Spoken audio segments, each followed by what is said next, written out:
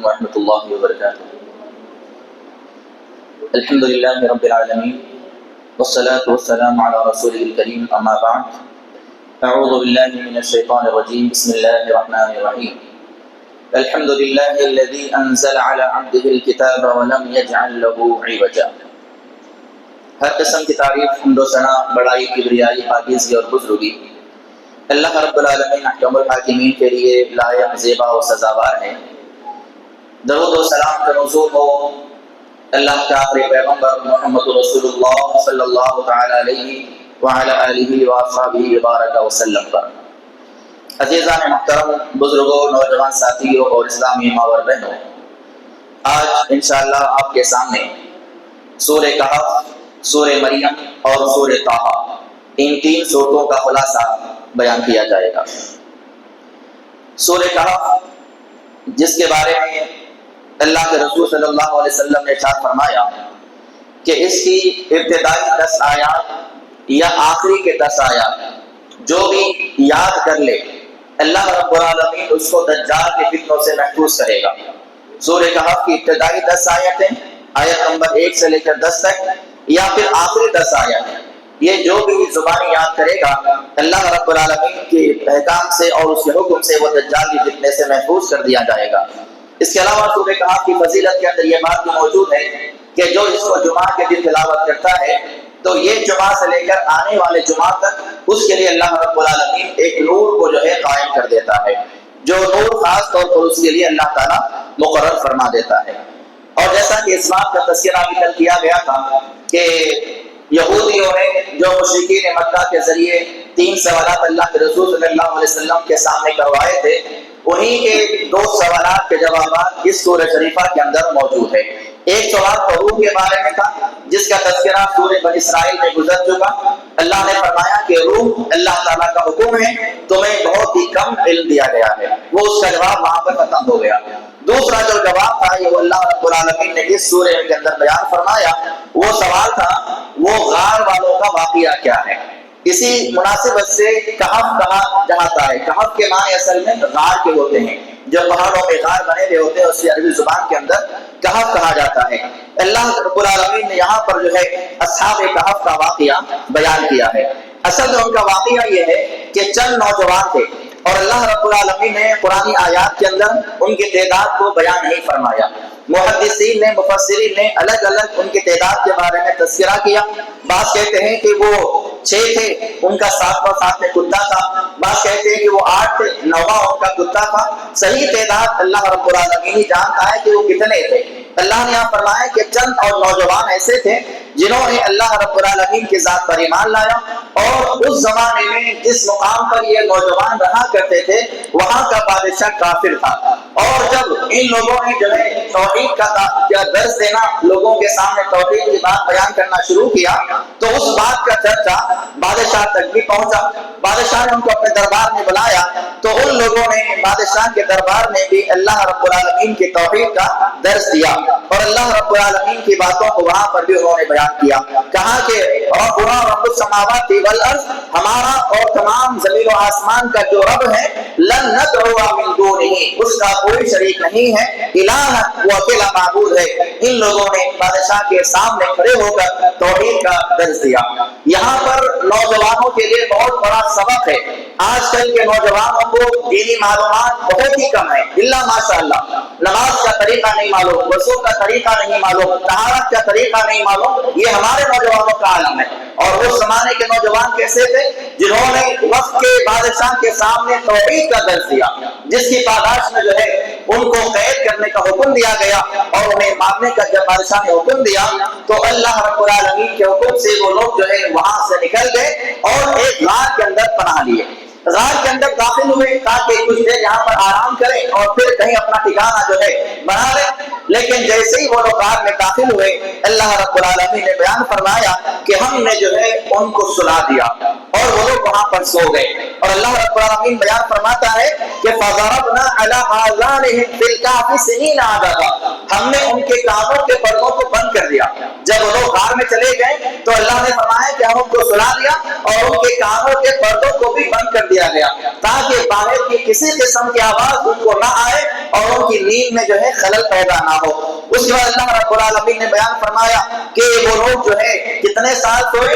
309 سال تک سوتے رہے، جس کا تذکرہ اللہ رب العالمین نے یہاں پر بھی بیان فرمایا آیت نمبر 25 کے اندر کہ وہ لوگ 309 سال تک وَلَبِثُوا فِي كَهْفِهِمْ 300 سِنِينَ وَازْدَادُوا تِسْعًا، لیکن جب بیدار ہوئے تو بیدار ہونے کے بعد سوال کرنے لگے آپس میں ہم کتنا سوئے؟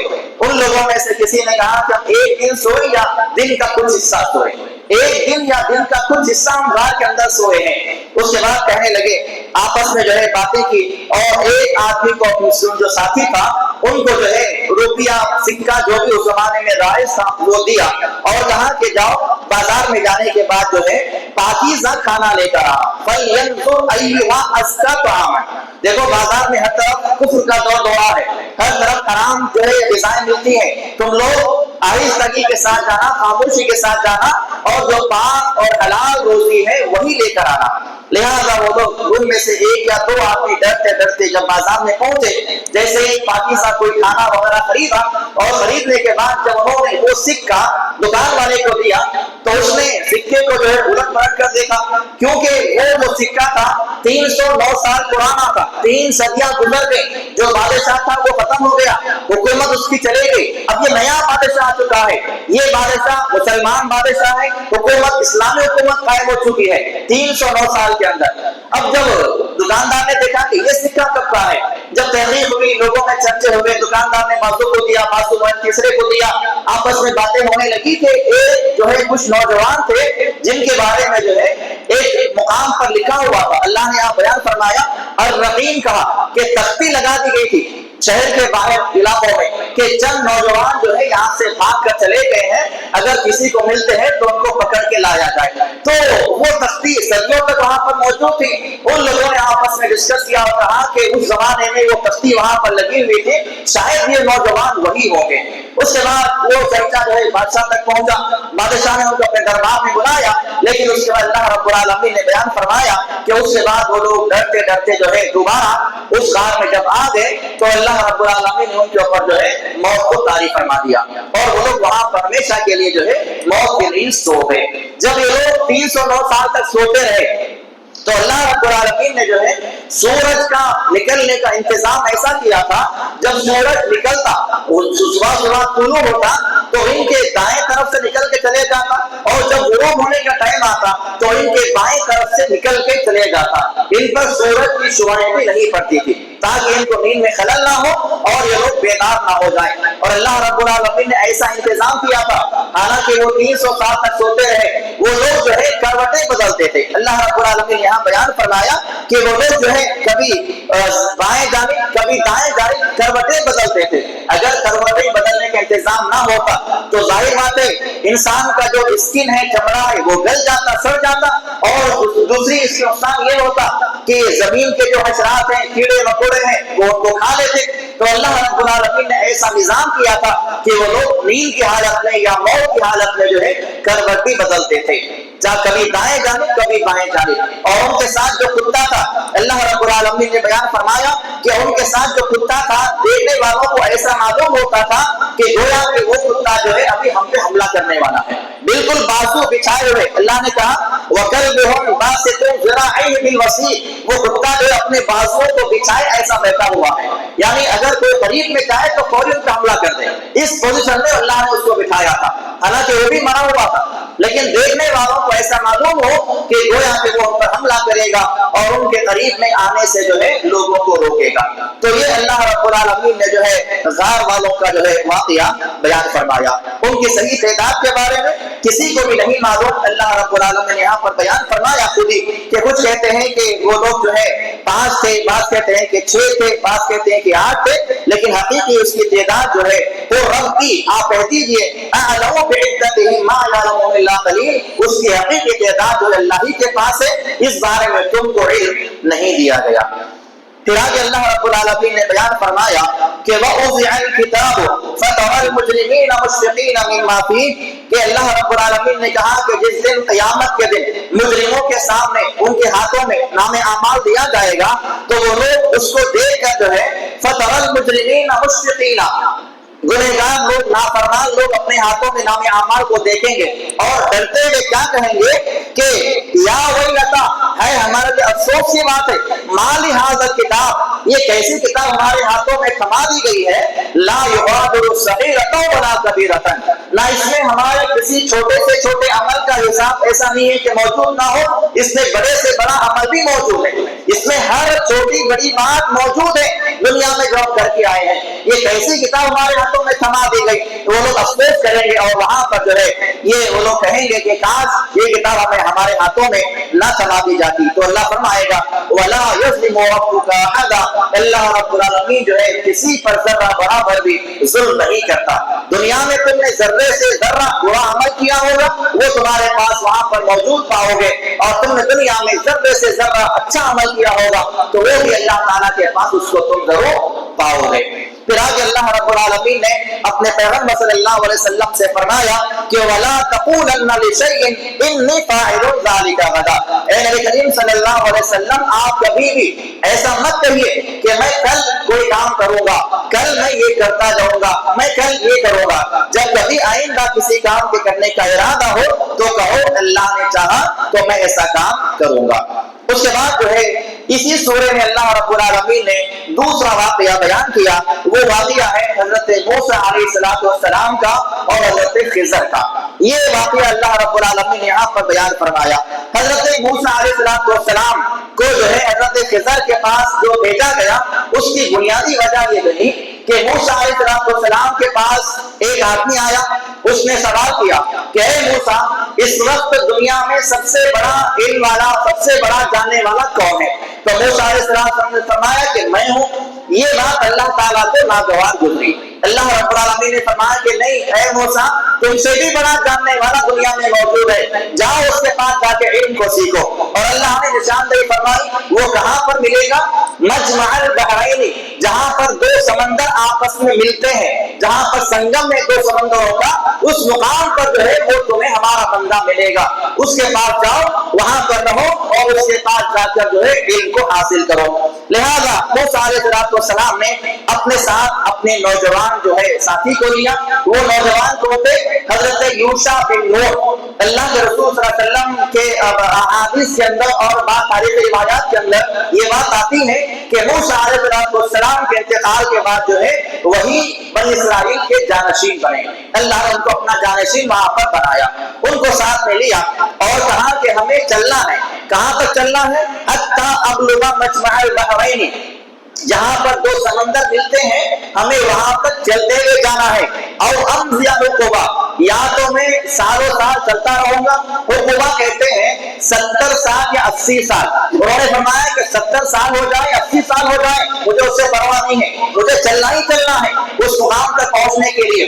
या बाज़ मुफस्सिरीन ने कहा कि हुकुबा कहते हैं यानी बगैर किसी तादाद के, उसका कोई मुतय्यन वक्त नहीं है, बगैर मुतय्यन वक्त के बस चलते रहना है जहां तक वो समंदर ना पहुंच जाए। और अल्लाह ताला ने ये निशाने के तौर पर ये कहा था कि अपने साथ जो है तुम एक मछली को ले लेना, मछली को भून कर अपने साथ रख लेना। जिस मुकाम पर मछली तुम्हारे टिफिन बॉक्स में से निकल जाए, जिंदा हो जाए, पानी में चली जाए, समझ जाओ वही तुम्हारा मुकाम है। लिहाजा मूसा अलैहिस्सलाम ने अपने साथी को, शागिर्द को साथ में लिया, उसको हिदायत कर दी, हमें अब चलते रहना है, सफर तय करना है। और फरमाया कि ये सफर मेरे लिए बहुत ज्यादा तकलीफ का सफर है। लिहाजा दोनों चलते रहे।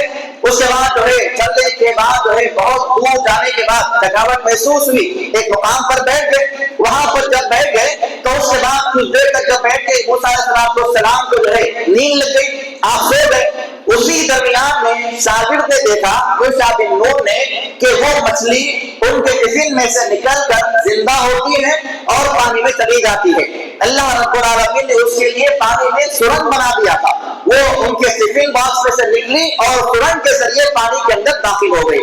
अल्लाह रब्बुल आलमीन ने फरमाया कि वमा अंसाहु शैतानु अन यज़कुरा। मूसा अलैहिस्सलाम जब बेदार हुए तो शागिर्द ने उनको वो बात बताना जो है वो भूल गया।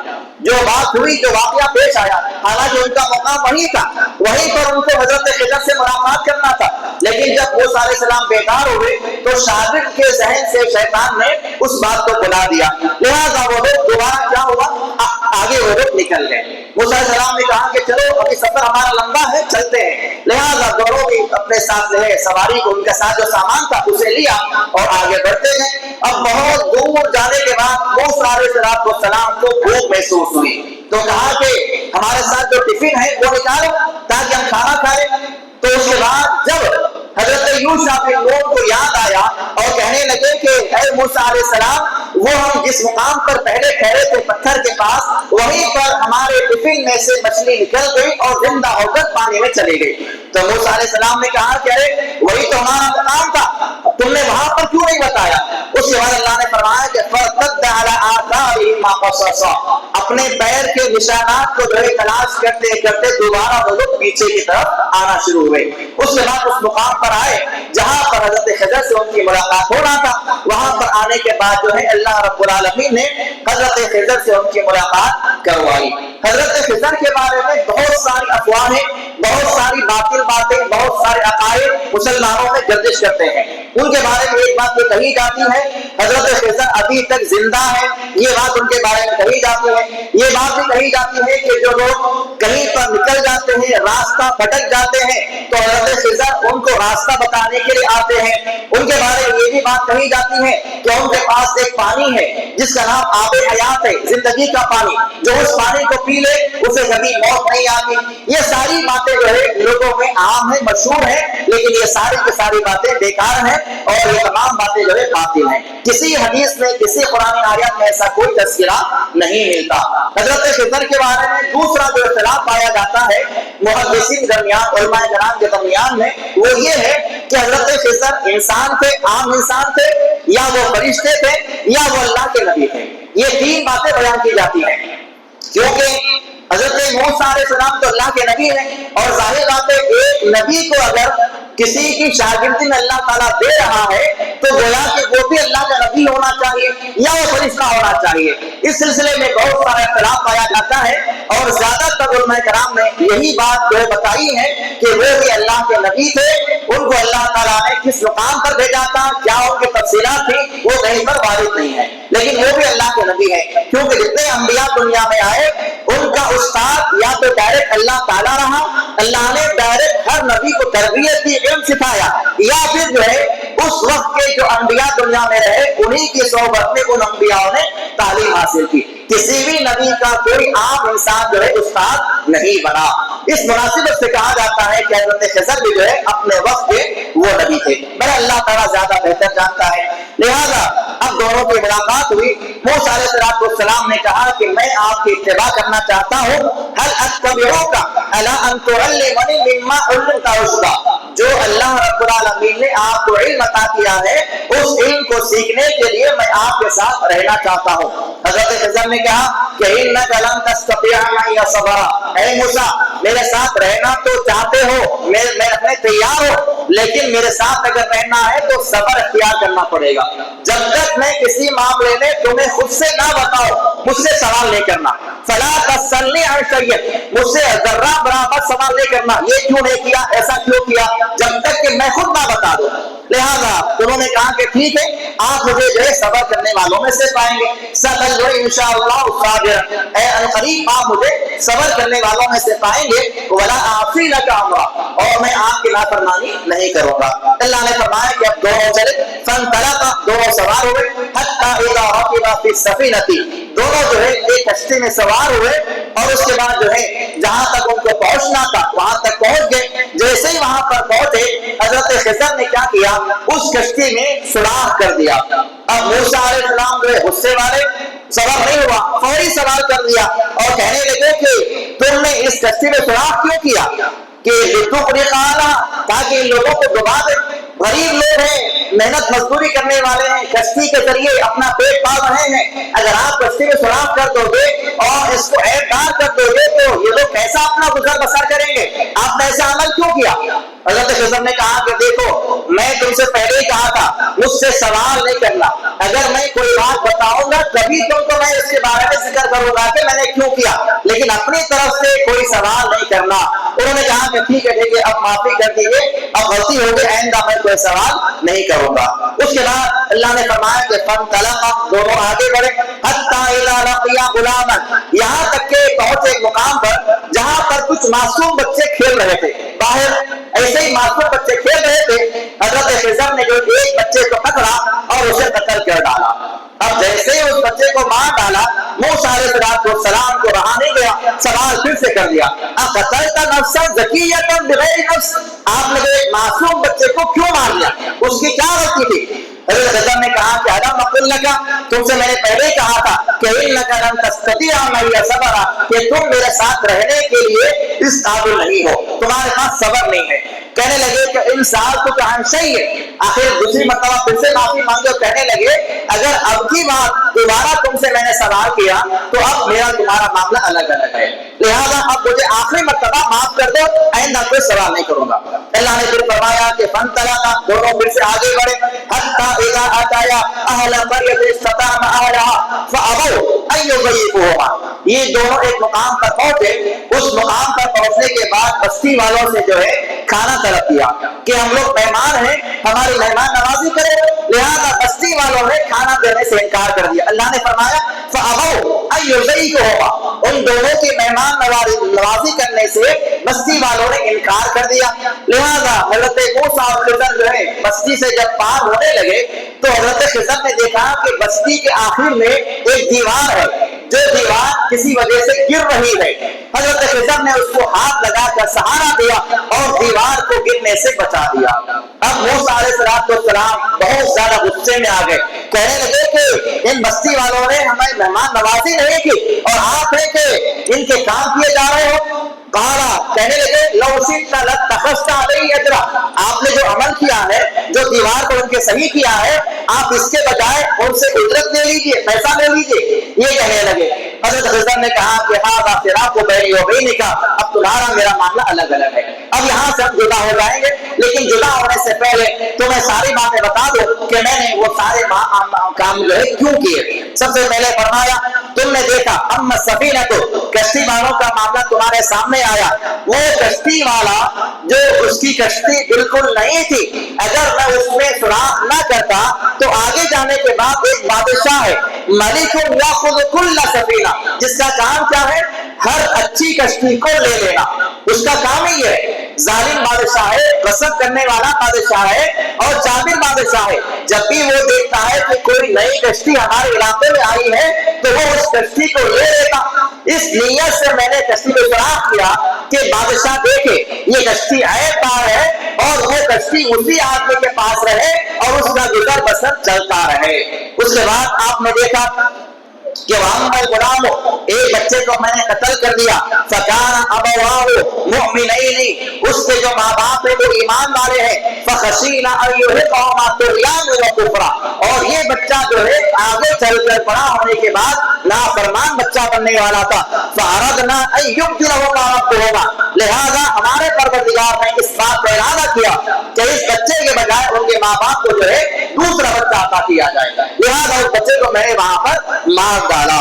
اس کے بعد تم نے دیکھا وہ عمل کی دارو، یہ جو دیوار میں نے کھڑی کی ابھی، غلام میں نے یتیم ہے، یہ دو یتیم بچوں کی دیوار ہے، فکانا ابوہما صالحا، ان دونوں کے ماں باپ جو ہے نیک تھے، اللہ نے ارادہ کیا ان یبلغا اشدہما، کہ یہ جب بچے بڑے ہو جائیں، جب بلوغت کو پہنچ جائیں تو ویستخرجا کنزہما، اس دیوار کے نیچے ان کے ماں باپ نے ان بچوں کے لیے خزانہ دفن کیا ہوا ہے، ان کے ماں باپ نے ان کی تربیت کے لیے یا ان کی زندگی کے لیے کچھ مال یہاں پر رکھا ہوا ہے، اگر وہ دیوار گر جاتی، یہ گاؤں والے تم نے دیکھا ہماری مہمان نوازی انہوں نے نہیں کی، تو وہ یتیم بچوں کے مال کو کیسے ان تک پہنچنے دیتے؟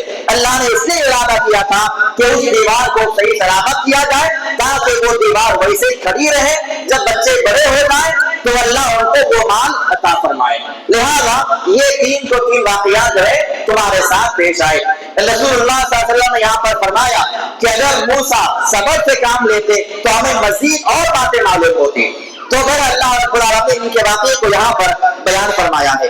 اس واقعے کے اندر آخری بات جو ہے وہاں پر ایک قابل غور نقطہ ہے، وہ قابل غور نقطہ اور پوائنٹ یہ ہے، اگر ماں باپ نیک ہیں اور ان کی جو جائیداد ہے، ان کا جو حلال مال ہے، اللہ تعالیٰ کبھی اس کو ضائع نہیں کرے گا۔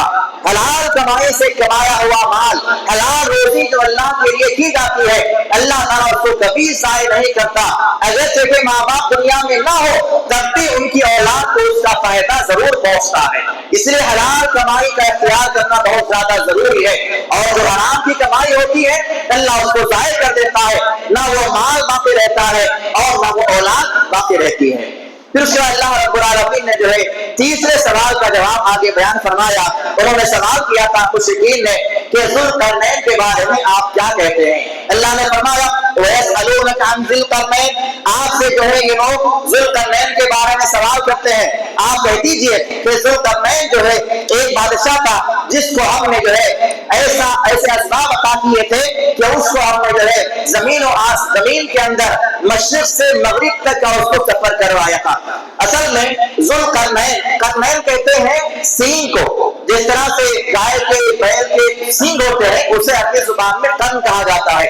بعض مفسرین کہتے ہیں کہ اس آدمی کو بھی جو ہے دو سینگ لگے ہوئے تھے سر پر، اور بعض کہتے ہیں کہ اس کے جو بال تھے وہ ایسے دیکھنے میں معلوم ہوتے تھے گویا کہ وہ سینگ ہو، اور بعض کہتے ہیں کہ اس کو اس لیے ذوالقرنین کہا جاتا ہے کہ اللہ رب العالمین نے اس کو تمام وسائل سے نوازا تھا، اور اس نے جو ہے جہاں سے سورج نکلتا ہے وہ مقام بھی دیکھا تھا، اور جہاں سورج غروب ہوتا ہے وہ مقام بھی اس کو اللہ نے بتایا تھا۔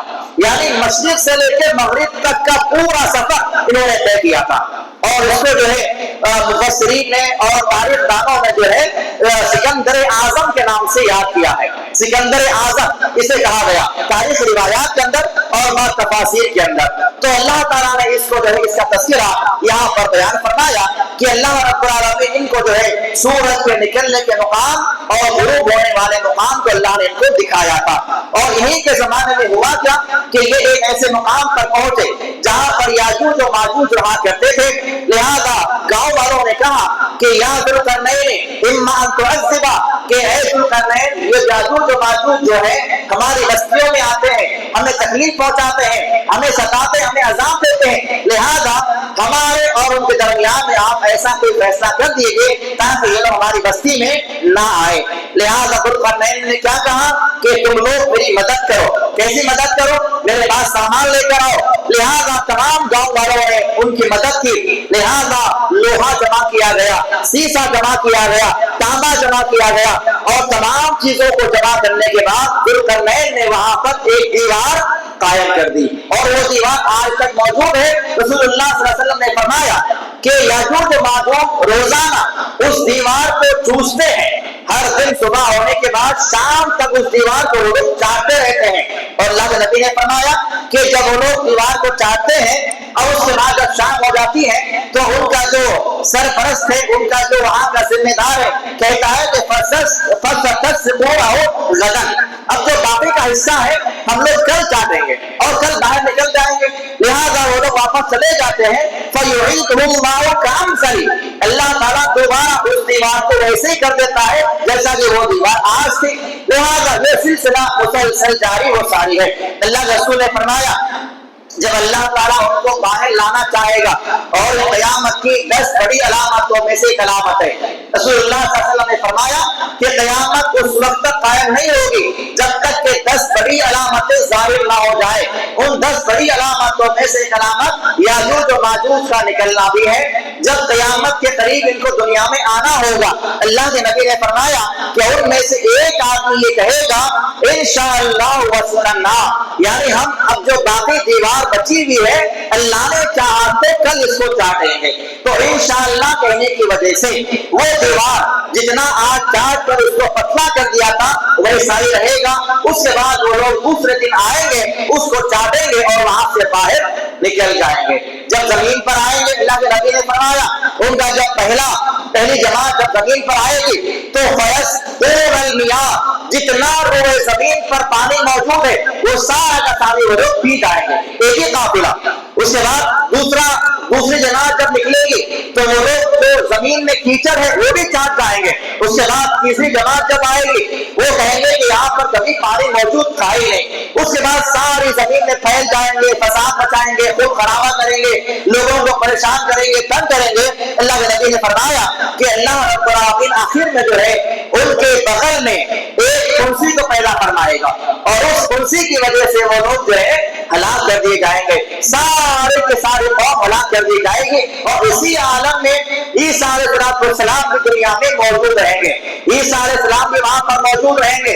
لوگ ان کے پاس جائیں گے اور کہیں گے کہ اے عیسیٰ علیہ السلام آپ اللہ سے دعا کیجئے, یہ جو یاجوج و ماجوج کا فتنہ ہے بہت زیادہ ہمیں پریشان کیا جا رہا ہے. تو لہٰذا عیسیٰ علیہ السلام جو ہے تمام انسانوں کو لے کر ایک پہاڑ پہ چلے جائیں گے اور وہاں جا کر دعائیں کرتے رہیں گے. ان کی دعاؤں سے اللہ تعالیٰ جو ہے ان تمام یاجوج و ماجوج کی قوم کو ہلاک کر دے گا اور تمام کی تمام وہ قوم جو ہے تباہ و برباد کر دی جائے گی. اس کے بعد جب مریں گے تو ساری زمین کے اندر ان کی لاشیں بکھری ہوئی ہے, ہر طرف وہ لوگ پڑے ہوئے ہیں. لہٰذا اللہ رب العالمین ایسا انتظام کرے گا کہ ایک تیز طوفانی ہوا آئے گی اور اس کی وجہ سے ان کی ساری لاشیں وہاں سے نکال دی جائیں گی. پھر اللہ تعالیٰ بارش کو برسائے گا اور اس بارش کے ذریعے اللہ رب العالمین جو ہے ساری زمین کو پاک و صاف کر دے گا. تو یہ ذوالقرنین کا واقعہ اللہ رب العالمین نے یہاں پر بیان فرمایا ہے کہ ذوالقرنین نے ہی وہ دیوار لگائی ہے جو دیوار یاجوج و ماجوج روزانہ چاٹ کر اس کو پتلا کر رہے ہیں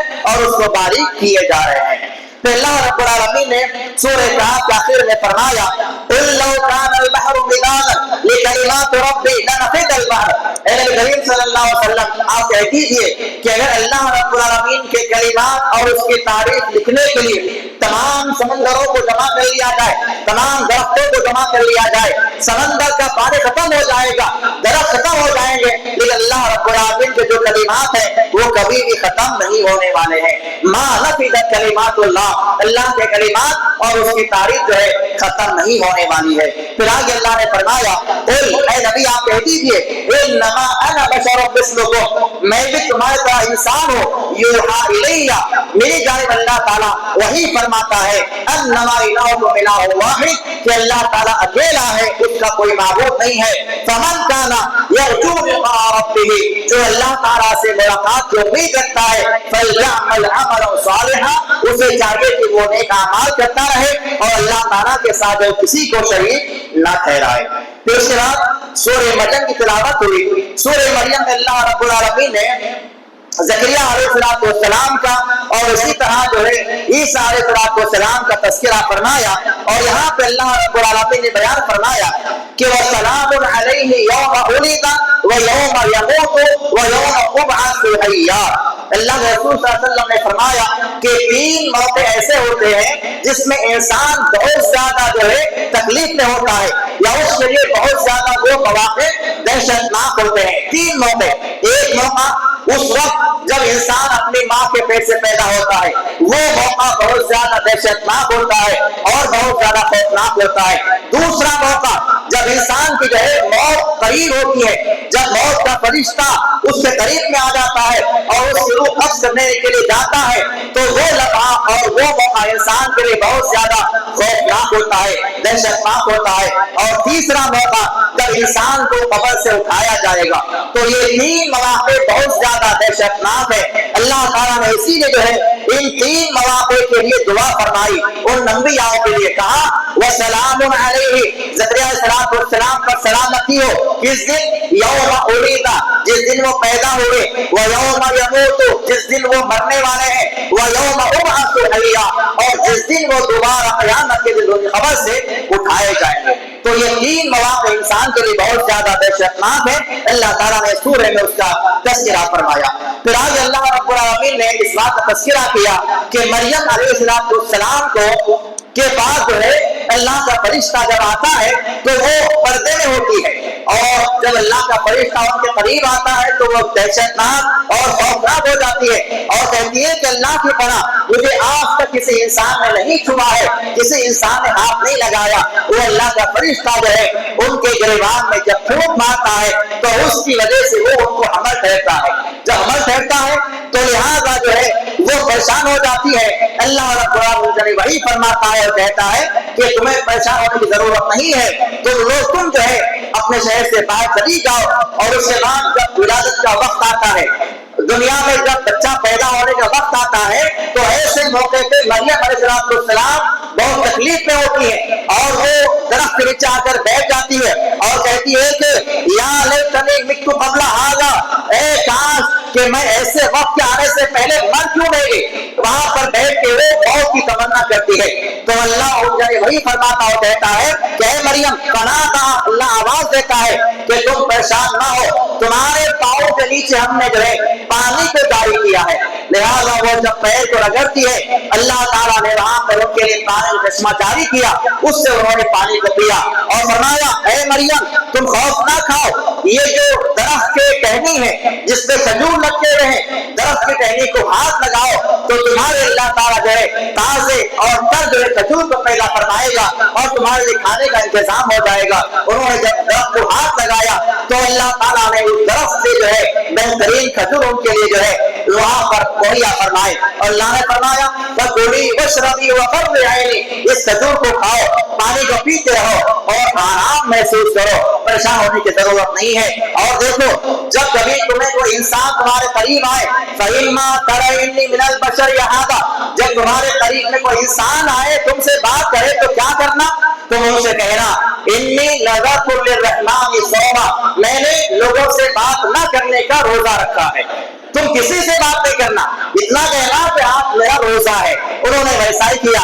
جب مریم علیہ السلام کو جب بچہ پیدا ہوا، عیسیٰ علیہ السلام جب پیدا ہوئے تو لوگ ان کے پاس آئے اور کہنے لگے یا اخت ہارون، اے ہارون کی بہن، ما کان ابوک امرا سوء وما کانت امک بغیہ، نہ تمہارا باپ ایسا جو ہے نافرمان تھا، نہ تمہارا باپ ایسا برا آدمی تھا، نہ تمہاری والدہ ایسی بری آدمی تھی، تم نے کیسا غلط کام کر لیا؟ تو انہوں نے کیا کیا؟ اللہ نے فرمایا فَأَشَارَ إِلَيْهِ، اشارہ کر دیا کہ میں تو روزے سے ہوں، میں بات نہیں کرنے والی ہے، جو بھی بات کرے گا یہ بچہ بات کرے گا۔ لوگوں نے سوال کیا کیف نکلمہ، یہ بچہ کیسے بات کرے گا؟ فی المہد صبیا، یہ تو چھوٹا بچہ ابھی پیدا ہوا ہے، یہ کیسے بات کرے گا؟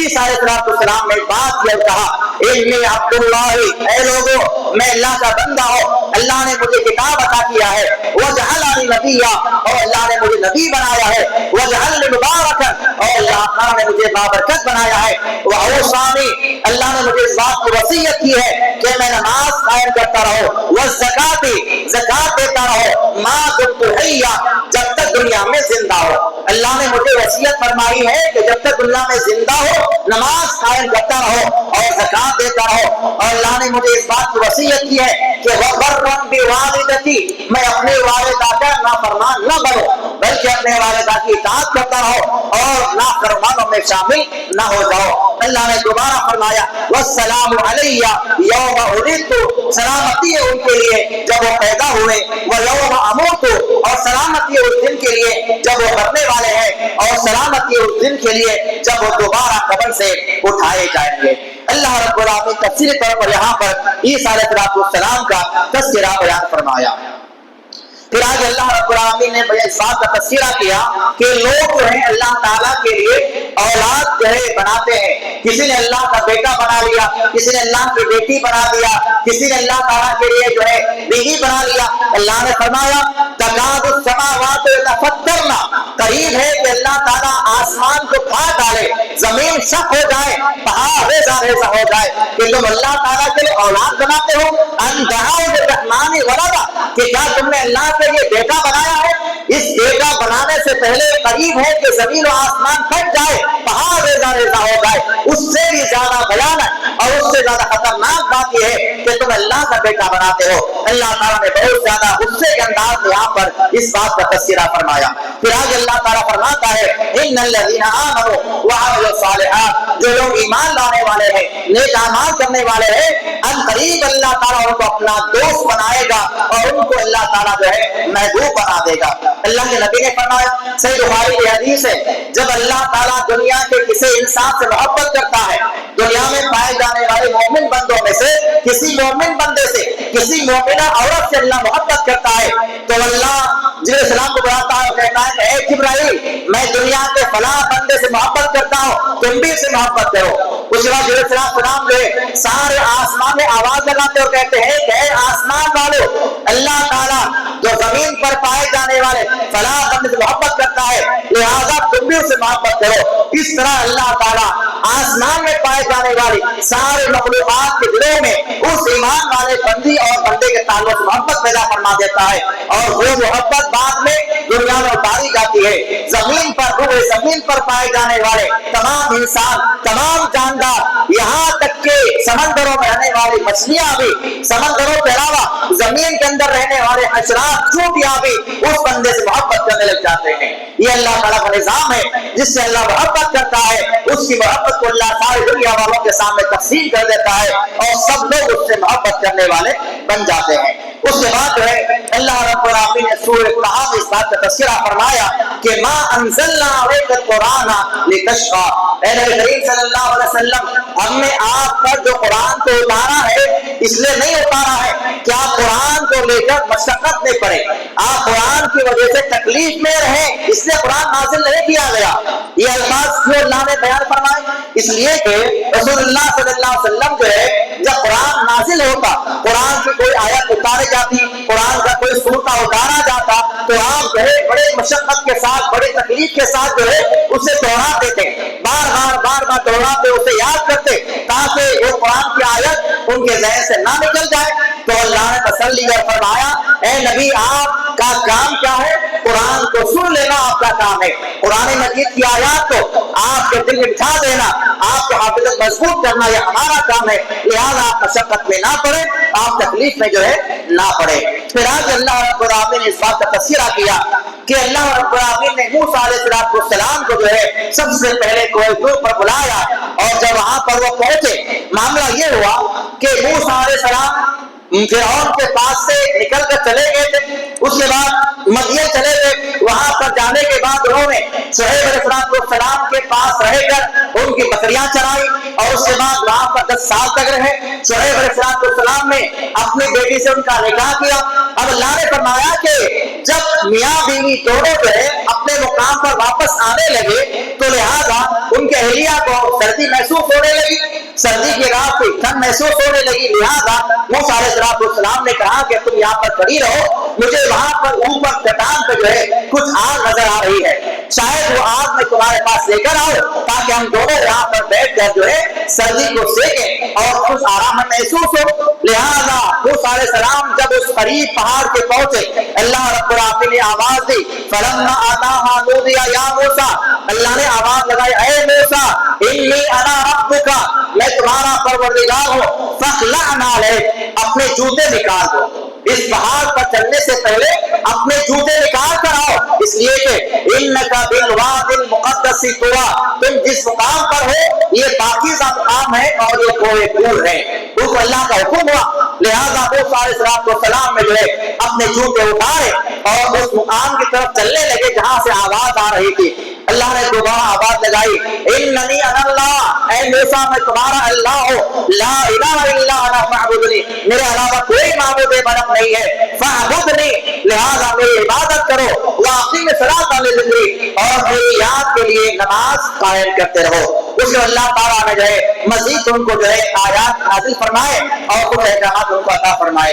جب وہ سارے احکامات لے کر جو ہے دوبارہ نیچے اترے تو اللہ رب العالمین کے ہاتھ میں معجزہ عطا فرما دیا، وہ ہاتھ کو جو ہے اپنے بغل میں داخل کر کے نکالتے تو ان کے ہاتھ سے روشنی نکل جاتی۔